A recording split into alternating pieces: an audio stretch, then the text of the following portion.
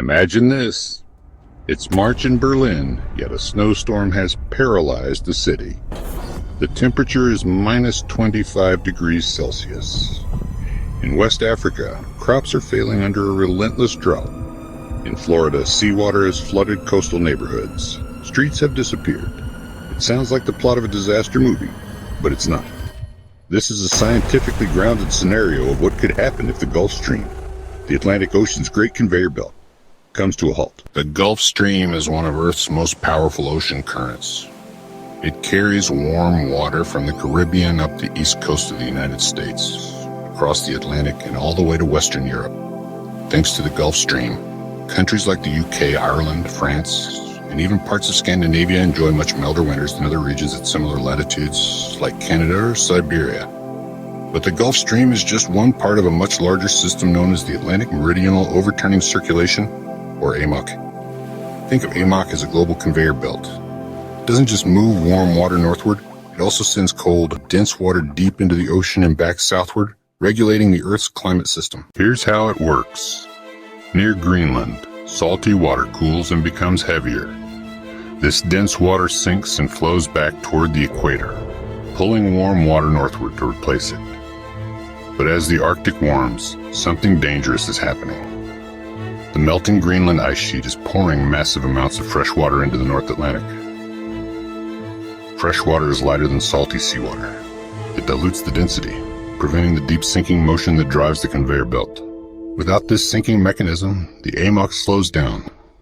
If it slows too much, or stops entirely, the consequences could be catastrophic. In climate science, a tipping point refers to a threshold beyond which a system shifts abruptly and irreversibly. For the AMOC, that tipping point could be closer than we think. Some studies suggest that the system has already weakened by over 15% since the 1950s. One of the key reasons is the massive influx of fresh water from melting glaciers and ice sheets. It's disrupting the balance of salinity and temperature that drives ocean circulation. If we cross the tipping point, it won't be a gradual transition. The Gulf Stream could collapse rapidly in just a few decades or even years. Let's explore the real-world consequences of an AMOC shutdown. First, Europe. Western and Northern Europe would face plummeting temperatures. Winters could become longer and far colder, with average temperatures dropping by up to 10 degrees Celsius. In the UK, the climate could become similar to that of Siberia. Meanwhile, West Africa, the monsoon system would weaken or fail entirely. Rainfall would collapse, triggering severe droughts and food shortages for millions of people. In South Asia, India and Southeast Asia rely on predictable monsoon cycles for farming. A disrupted AMOC could destabilize these patterns, causing famine and economic collapse. In the Americas, the eastern coast of North America would see sea levels rise much faster than the global average, up to half a meter more in some places. Major cities like New York and Miami could face chronic flooding. And in South America, the Amazon rainforest could dry out, losing its role as a carbon sink. Instead of absorbing CO, it would release it, exacerbating climate change even further. This isn't just about weather. It's about food systems, migration, economic collapse, and political instability. Scientific consensus is growing. The AMOC is weakening and may be approaching a critical threshold. In 2021, a study published in the journal Nature Climate Change found early warning signals that the Gulf Stream may be nearing collapse.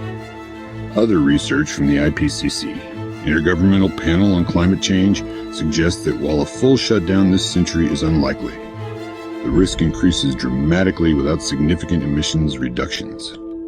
Some models estimate the tipping point could occur as early as 2050, or even sooner. But all agree on one thing: if it happens, it will reshape the world as we know it. Yes, but time is running out. The most effective way to stabilize the AMOC is by reducing global greenhouse gas emissions. That means transitioning away from fossil fuels, protecting carbon sinks like forests and wetlands, and investing in renewable energy sources. Global cooperation is essential. Climate systems don't recognize national borders. Even small temperature increases, like 1.5 or 2 degrees Celsius, can push these systems toward collapse. Every fraction of a degree matters. The Gulf Stream is more than just an ocean current. It's a lifeline for weather, agriculture, and economic stability across the planet. If it fails, the domino effect could be devastating. But if we act, we still have a chance to prevent the worst-case scenario. The future is not yet written, but it is being shaped by our actions today. If you found this video insightful, please like, share, and subscribe to KnowverseTV. Stay curious, stay informed, and stay engaged.